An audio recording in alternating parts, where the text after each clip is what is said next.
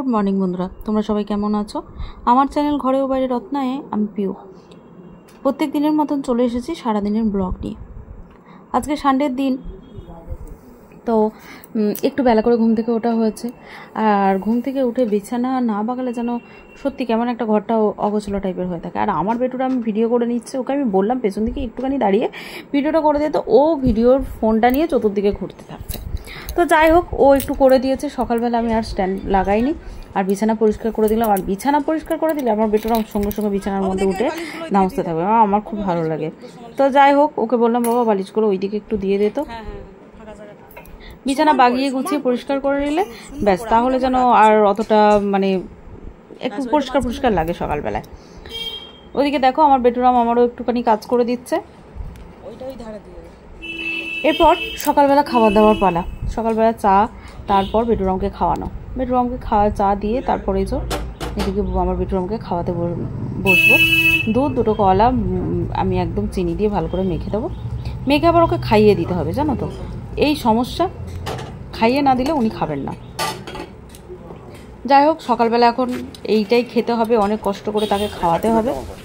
খাইয়ে দেওয়া যাক, তারপর তো সারাদিনের কাজ কর্ম সবই রয়েছে। দেখো চুপচাপ বিছানার মধ্যে বসে আছে, ব্রাশ করে জল খেয়ে বসে আছে। বাকিটা এবার তো অবশেষে এই যে মাকে যে তুই এরকম প্রতিনিয়ত যদি মাকে খাইয়ে দিতে হয়, কই তোর তো মনে হয় না যে মাকে আমি খাই দিই? শুধু ওই একটা আঙুর, দুটো আঙুর, একটা লেবু মায়ের মুখে শুধু ধরে দিয়া, মা খাও।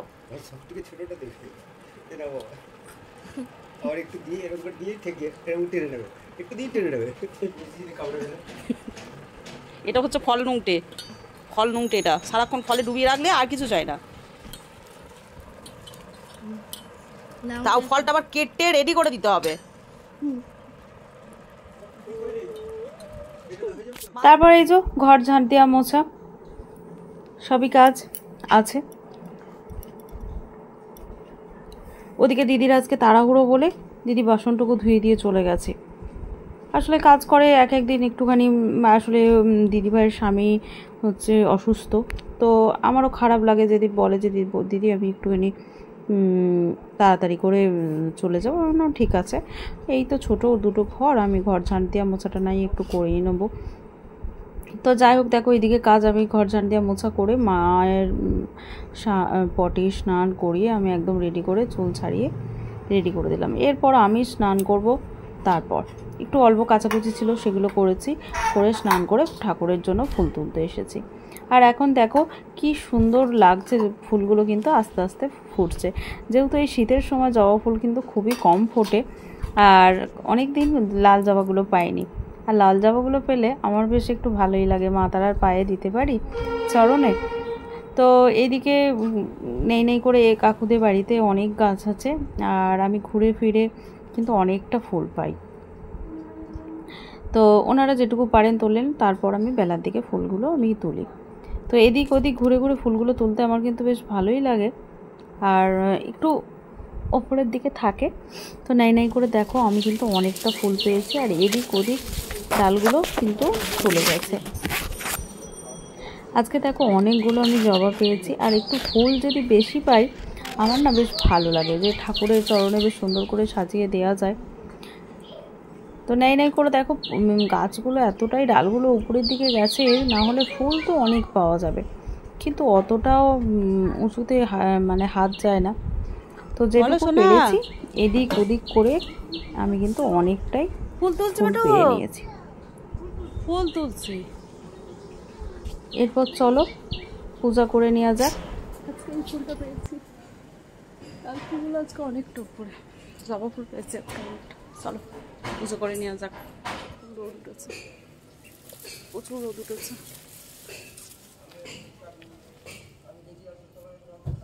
আর আজকে অনেক কাচাকুচি হয়েছে, অনেক কাচাকুচি।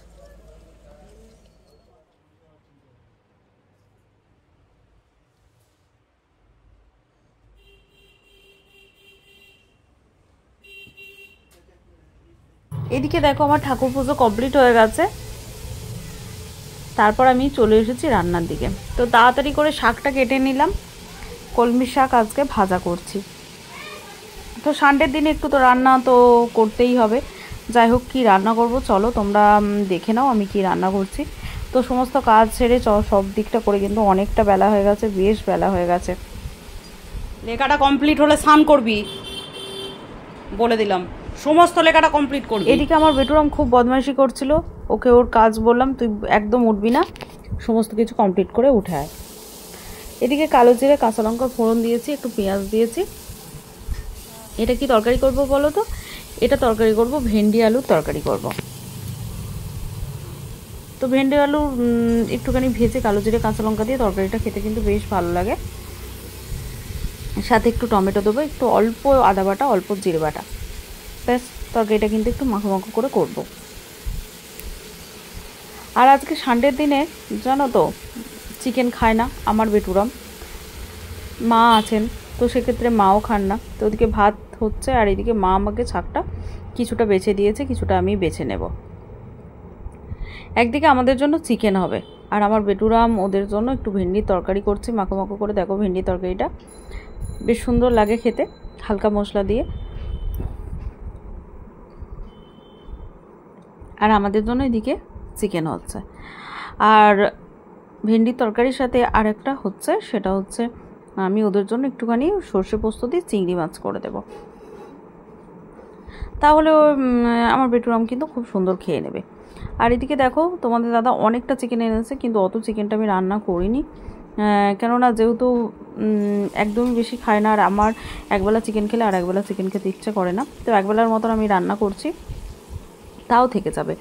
তো অনেকটা চিকেন সেটা রেখে দিয়েছি কিছুটা, আর কিছুটা আজকে রান্না করেছি। এদিকে দেখো আমাদের জন্য চিকেনটা একটু বেশ মাখো মাখো টাইপের করছি। তো ঢাকা দিয়ে দিয়ে দেখো আমার কিন্তু মাংসটা কষানো হয়ে গেছে, হালকা পিছন নিচেটা মানে বসা বসা ভাব। তো দুপুরে আজকে সেরকম যে বিশাল কিছু রান্না করছি তা নয়, তা কাজ বাগিয়ে অনেকটা দেরি হয়ে গেছে, তার মধ্যে তাড়াহুড়ো করে সবটা আমি তোমাদের সাথে কাটাকুটি তো ভিডিও করতে পারলাম না।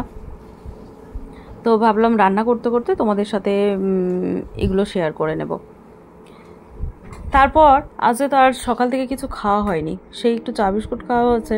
আর আমার খুব খিদেও পেয়েছে, ভাবছি রান্না করে তাড়াতাড়ি খাবো, একের পর এক আর হচ্ছে না, প্রচুর জল টেস্ট পেয়েছে। তো ওই জন্য হাতের কাছে একটুখানি পেঁপে ছিল, তো পেঁপেটা কেটে নিলাম একটু লবণ দিয়ে। তোমরা তো জানো আমি লবণ রেডি করে রেখেছি, একটু বিট লবণ, একটু গোলমরিচ, লঙ্কা সমস্ত কিছু দিয়ে লবণ দিয়ে একটু রেডি করে রেখেছি। শসা এসব আম টাম খেতে আমার খুব ভালো লাগে। তো একটু পেঁপেটা একটু হালকা ডাঁসা, তাও আমি কিন্তু একটু খেলাম, খেয়ে একটু জল খেলাম। তো রান্নাটা হয়ে গেলেই এবার কিন্তু খাওয়া দাওয়া করে নেব। তো আমার তো খেতে বেশ ভালো লাগছিল, তো হালকা একটুখানি মিষ্টি মিষ্টি ভাব ছিল পেঁপেটা। তো ফাইনালি চলো আমার এবার রান্না হয়ে গেছে, তোমরা এবার দেখে নাও আমি ফাইনালি আজকে কি রান্না করেছি। তো চলো এবার সাজানো যাক। তোমরা তো অনেকেই ভিডিওটা থেকে বুঝতে পেরে গেছো, তবু তোমরা জানো আমি প্রত্যেক দিন একটু খাবারটা সাজাই। তো এদিকে দেখো ভাত সাজিয়ে নিয়েছি আমি, ভাত আমার সাজানো কমপ্লিট। এদিকে পেঁয়াজ, লঙ্কা, লবণ আমি কিন্তু নিয়েছি। এদিকে দেখো শাক ভাজা করেছি। শাক ভাজা কিন্তু আমি একটু রসুন ফোড়ন দিয়ে শাক ভাজা করছি, যেহেতু রসুন ফোড়ন দিয়ে শাক ভাজাটা খেতে বেশি ভালো লাগে। তার সাথে করেছি ভেন্ডি আলু মাখা তরকারি। এই তরকারিটা কিন্তু বেশ ভালো লাগে খেতে, জানো, মাখা মাখা টাইপের হালকা। তো ভেন্ডিগুলো যদি কষি থাকে তো খুবই ভালো লাগে, হালকা মশলা দিয়ে তরকারি খেতে কিন্তু বেশ ভালো লাগে। তাও যদি গরম গরম হয় তাহলে তরকারিটা খুবই সুন্দর লাগে খেতে। তার সাথে ওই যে বললাম সর্ষে পোস্ত দিয়ে একটু চিংড়ি মাছ করেছি, বেটুরাম আর ওর ঠাম্মি খাবে। আর আমাদের জন্য ফাইনালি হয়তো বললাম চিকেন করেছি। তো আজকে সানডের মেনুতে এইটুকুই। চিকেনটাও আমার হয়ে গেছে, তো দুবেলার জন্য চিংড়ি মাছটা করে রেখেছি আর তার সাথে করে রেখেছি চিকেনটাও। তো চিকেনটা একবেলা রান্না করেছি কিন্তু তাও থেকে যাবে, যেহেতু এখন আর সত্যি অল্প খেলে না আর তারপর আর খেতে ভালো লাগে না। একবেলা চিকেন খেলে আর একবেলা চিকেন খেতে ইচ্ছা করে না। তো যাই হোক, রাত্রে কী হবে দেখা যাবে। এখন আপাতত দুপুরের মেনু এইটুকুই। তো সকাল থেকে যা কিছু হলো তোমাদের সাথে অল্প অল্প করে শেয়ার করলাম। তোমাদের কীরকম লাগলো অবশ্যই আমাকে কমেন্টে জানিও। ভালো লাগলে লাইক কমেন্ট শেয়ার করে দিও। তো চলো, আজকে ভিডিওটা কিন্তু আমি আর একদমই বেশি বাড়বো না। তো ফাইনালি এবার আমার বেটুরামকে খেতে দেওয়া যাক, তারপর আমরা কিন্তু সবাই খেতে বসে পড়বো। খুব খিদে পেয়ে গেছে। আর তোমাদের আজকে রান্নাগুলো কীরকম লাগলো অবশ্যই আমাকে কমেন্টে বলো। তো এদিকে আবার বিকেলবেলা দেখো একটু রেস্ট নিয়ে বেটুরামের জন্য দুধ গরম করতে এসেছি, ও আবার খাবে। তো তারপর একটু শুয়ে পড়েছিলাম। দেখো সন্ধে হয়ে গেছে। এইদিকে আবার বাইরের জামা কাপড়গুলো এখনও তোলা হয়নি, সেগুলো পড়েই আছে। তো আমি এখন দুধটা একটু হালকা ধিমে আছে দিয়ে এগুলো তুলে নেব। তার মধ্যে বেটুরাম গানে বসেছে, আর ওই যে দেখো দুধের সরগুলো মানে বেছে বেছে খাচ্ছে। দুধটা ওকে ছেঁকে দিতে হয় ছাঁকনির মধ্যে, তাহলে বুঝতে পারছো। তো চলো, আজকে এই পর্যন্তই। তোমাদের কীরকম লাগলো অবশ্যই কমেন্টে জানিও।